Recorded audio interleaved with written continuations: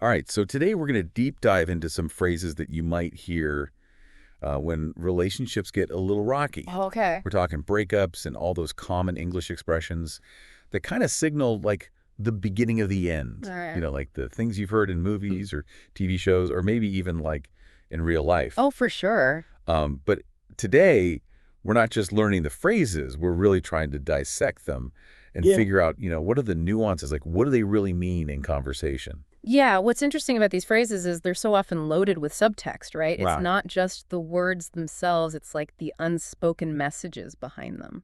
Totally. Okay, so let's start with some phrases that people might use to kind of kick off these breakup conversations. Okay. The ones that send a shiver down your spine when you hear them. For sure. What about that classic, we need to talk? Oh, yeah, we need to talk is like universally dreaded, I feel like, Yeah. because it signals that there's a serious conversation coming. But it also creates so much anxiety because the person hearing it is like, what's about to happen? Right. It's like a warning sign that something's about to change. Exactly. And it's usually not good. Yeah. And it's so funny how just four little words can carry so much weight. Mm, Like it's basically like ominous music playing in the background. totally. And then you have a phrase like, start seeing other people, which is especially tricky Huh. because it's often used to avoid saying, let's break up directly. Yeah, it's like suggesting a breakup without actually saying the words. Right. It's kind of passive aggressive. Yeah, it can definitely be perceived that way. And it allows the speaker to kind of initiate the end Right. without being like super confrontational. Yeah. But the message is still pretty clear. Oh, yeah. This relationship is changing. Yeah. And probably not in the way that the other person wants it to. It's almost like saying, hey, let's explore other options. Yeah. But what you really mean is like, I'm not feeling this anymore. Exactly. And then there's the infamous, it's not you, it's me. Oh, yeah, the classic. That's a classic for a reason. Yeah, And it's almost always met with skepticism, I feel like. totally. Because let's be real, it rarely feels genuine. Right. Even if the person saying it really believes it, Yeah. it just kind of comes across as a way to avoid taking responsibility for the breakup. It often is a way to deflect blame and protect the other person's feelings. Oh, yeah. But it can also feel like a cop-out. Totally. And then it leaves the other person wondering, well, if it's you, then what is it about you Yeah. that's making you want to break up with me? It raises more questions than answers. Exactly. Like it's putting this like positive spin on a negative situation, Mhm. but it just doesn't quite work. Yeah. And then we have a phrase that can be a bit more ambiguous, like hard to deal with. Right. And this one can really sting because it's not always clear like what the speaker's referring to. Yeah. Hard to deal with can be so many things. Right. Is it my personality? Is it my habits? Is it just the circumstances? So vague. And that ambiguity is what makes it so potent. Yeah. Right? Yeah. It allows the speaker to express dissatisfaction Okay. without really pinpointing the specific problem. Okay. But then that lack of clarity can lead to a lot of misunderstandings and hurt feelings. Yeah, it leaves the other person kind of guessing what the issue is, Right. which can be super anxiety-inducing. Especially in the context of a breakup that just makes the whole process more confusing and more painful. Totally. I think it's important to remember that clear communication is key, Yeah, especially in these tough situations. for sure. And hard to deal with just doesn't really do that. So we've talked about phrases that kind of signal like the end is near. Right.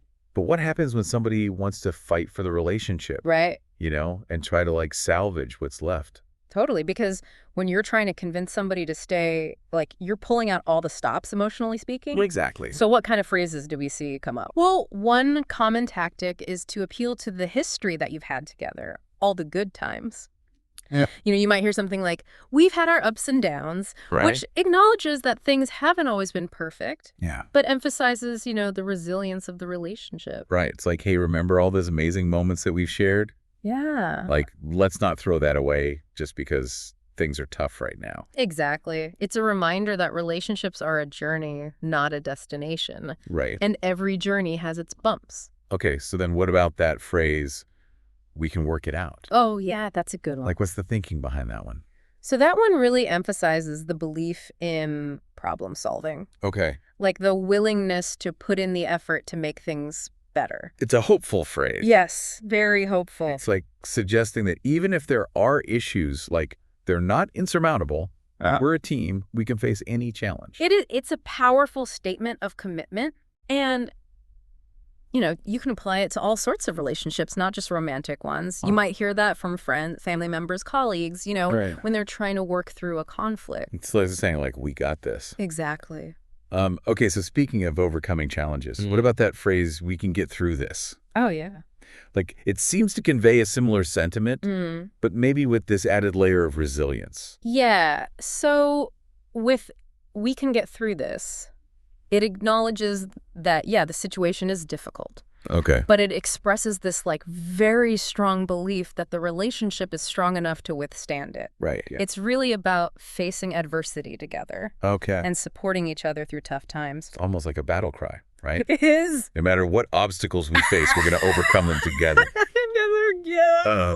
Okay, so then we have this phrase that I feel like really encapsulates this essence of sticking together, Oh, yeah. which is simply stick together. Stick together, yeah. Like, it's so simple and direct, but so powerful. Yeah, it's really a call for unity. Okay. Like a reminder that you're stronger together Yeah. than you are apart.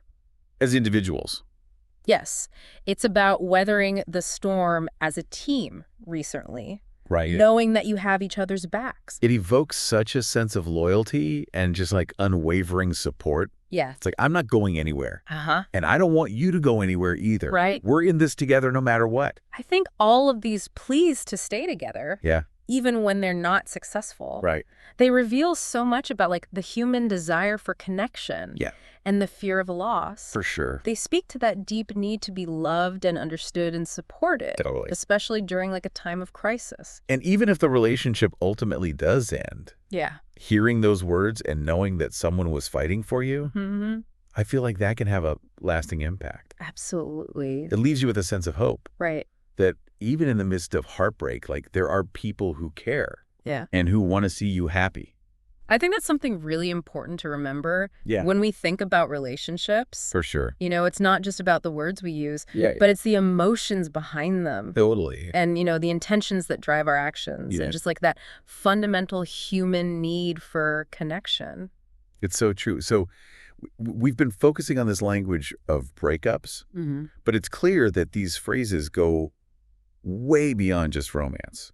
Oh, for sure. They touch on these universal themes of communication and conflict and just this human struggle to make relationships work. Absolutely. And those themes are explored in different ways across cultures. That's a great point. And what's fascinating is how people from different backgrounds will express these really universal emotions. Yeah. Using like unique phrases and idioms. I love that. Yeah. It'd be so interesting to like delve into that even further. I know. Like, how are these breakup phrases or their equivalents used in other languages and cultures? Yeah, that would be a great deep dive. Maybe for our next one. I'm in. Okay, cool. So before we wrap up our deep dive into the language of breakups, Okay. let's just take a moment to reflect on what we've learned today. Yeah, I think, we've covered a lot of ground today, like exploring all these phrases that pop up when relationships get a little rocky. Yeah. And it's been fascinating to like dissect the meaning and the nuances of these phrases. Uh-huh. But I think it's important to remember that behind every phrase are real people, Yeah. with real feelings. Absolutely. And that's where empathy is just so crucial. Right. It's not enough to just understand the words. Yeah. We need to understand the emotional context, Right. the unspoken messages, the Yeah. individual experiences. That's like you can know all the technicalities of a breakup, Uh-huh. like all the right phrases to use or whatever. Right. But if you're not approaching it with empathy and sensitivity, like those words can really fall flat. Yeah, they can even do more harm than good. Totally. And sometimes like the words themselves aren't even the most important part. Sure. It's the tone of voice. Mm. It's the body language. It's the effort to really understand and acknowledge how the other person is feeling. It's about listening not just to the words, but to the emotions behind them. Exactly. And even if you don't fully understand like what the other person is going through, Yeah. just acknowledging their pain, Mm-hmm. their confusion, their anger, Uh-huh. that can make a world of difference. Sometimes the most powerful thing you can say is just like, I hear you. Yeah. Or I understand this is hard for you. Totally. It validates their experience Yeah. and creates a space for like more open and honest communication. Right. It's about recognizing that even in the midst of a breakup, when things are messy and painful, Yeah. there's still that human connection Mm-hmm. that needs to be like acknowledged and respected. That's where the true power of language lies. Right. It's not just conveying information. It's not just expressing your own thoughts and feelings. Yeah. It's using words to build bridges, even when those bridges are leading to different paths. And recognizing that, even though breakups are often seen as endings, Yeah. they can also be beginnings. Absolutely. New chapters, new understandings of ourselves and others. New opportunities to learn and grow. Exactly. And sometimes, like, ending a relationship, however difficult it may be, Yeah. is actually the kindest and most honest thing you can do It can be. for both yourself and for the other person. For sure. It's about having that courage to say what needs to be said, even when it's hard, even when it hurts. Yeah. Because honestly, and clear communication, Yes. even in the midst of heartbreak, are the foundation of any healthy relationship, Absolutely. romantic or otherwise. Well said. So as we wrap up our deep dive into the language of breakups, Okay. let's just carry that message with us. Yeah. Be mindful of our words. Mm-hmm.